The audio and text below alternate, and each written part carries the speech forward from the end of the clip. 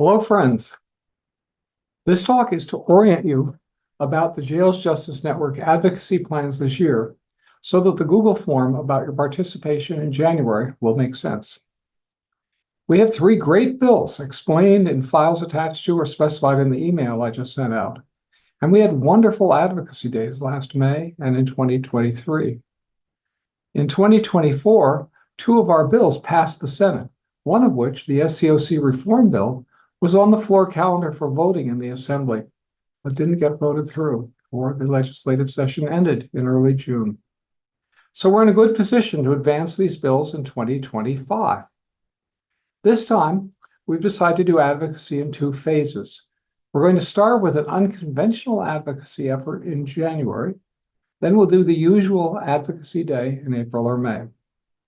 In a moment, I'll explain why, how we're doing the January advocacy, and how this affects your participation. But first, let me give you some background on how the legislative session works. It has four phases. First, starting right after New Year and continuing partway through February, is the pre-budget phase.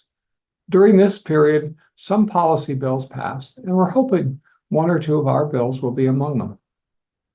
Second, starting at some point in February, we enter budget season.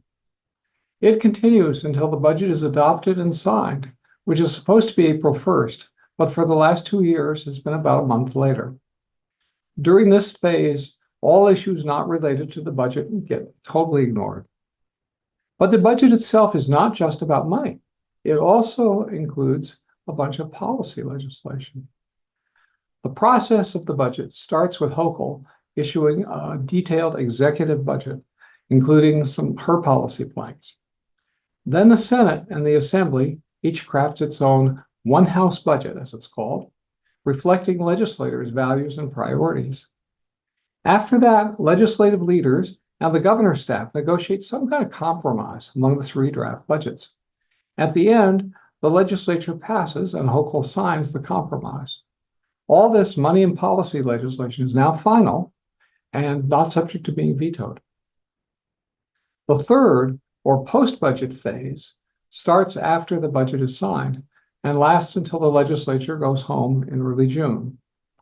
This is the period when complex policy legislation takes the fore. It used to be 2 months, but the last 2 years it's only been 1 month, which works to the advantage of Hochul and against progressive initiatives. Fourth is a not so much known and hidden part of the legislative year, from mid-June to the end of December. I'll call this the veto phase. Unlike in the federal government, the clock for the governor to sign or veto a bill doesn't start until the legislature sends her the bill. The custom in Albany is the legislature sends each bill only when the governor requests it.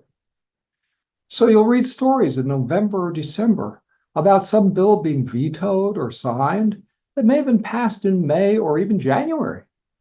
Hochul can veto out of public view when advocates are traveling for the holidays, when no legislators are in Albany.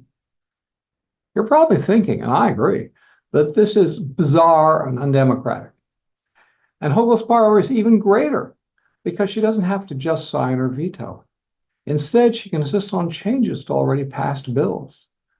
These changes, called chapter amendments, are negotiated between her and legislative leaders, with advocates and most legislators cut out of the loop. They can do grave damage to criminal justice reform. So with that background in place, why are we doing things differently in 2020-25? Our previous advocacy days were in the post-budget phase, only about 3 weeks before the legislature packed up.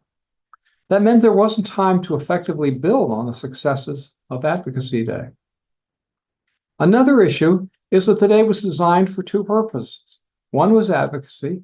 The second, at least equally important goal, was to build mutual knowledge and solidarity among Jails Justice Network people in different parts of the state, and to bring new people into the network. Advocacy Day was in part a kind of mini statewide conference, and a very good one. The only problem is our energy and our short time in Albany, effectively 4 or 5 hours, had to be split between the two purposes.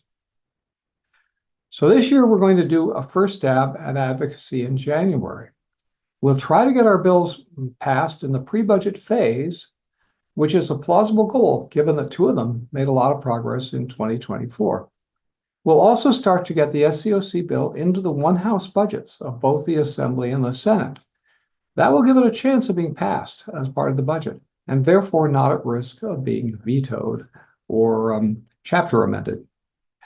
In our spring advocacy day, we'll work on whatever ends up not happening in the pre-budget phase and the budget process. What will be different in January compared with previous advocacy days? First, it will focus like a laser on advocacy rather than other goals. We'll have much more time for advocacy, and we'll only try to turn out people like you who already have a connection to JJN. Also, since we won't be doing movement building, it won't be essential for JJN people across the state to all be in Albany on the same day.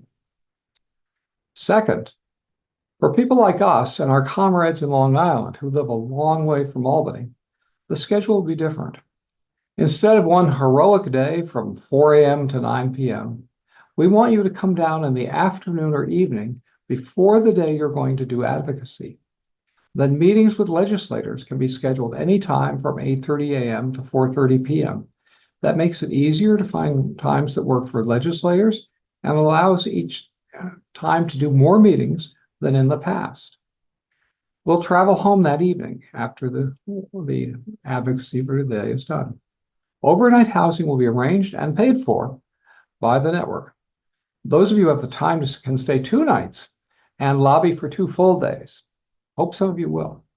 While this approach means being away from home overnight, I'm hoping that many of you will find it less stressful than the traditional one-day heroic trips. For one thing, you'll be less tired driving home, which is safer. With the usual schedule, I always worry that one of us, having been up since 4 a.m., may get drowsy by 8 p.m. and have an accident. Third difference, we aren't going to try to have everyone on the same schedule. The Google form lets you say what schedules work for you. Please mark, as possible, all the schedules you could manage, not just your favorite ones. Then I'll put together teams of 2 to 4 people who have compatible schedules for travel and to do advocacy. I'll do this as soon as I get the responses. If necessary, we'll put some people on the train at JJN expense. People from other regions of the state will also determine their own schedules and organize their own teams. I'll get back to you soon about how we'll make appointments with legislators. Later, we'll put up an information and training video. This new way of doing advocacy is an experiment. I don't think it's ever been done before by any criminal justice reform organization. There may be glitches, but there will also be support to work through problems. I plan to be in Albany on any day when teams from Western New York are there. Capital Region activists will also be around to help us, and they've committed to do that for us. Hopefully, our January advocacy will get the SCOC bill passed in the pre-budget period, or get it into the one-house budgets, and move our other 2 bills forward some. We'll build on these efforts in our spring advocacy day. The Google form can be found at the URL that's shown in the email I just sent you. It's short and simple. Please fill it out right away, since time for planning is very short. More justice, less jail. So long for now.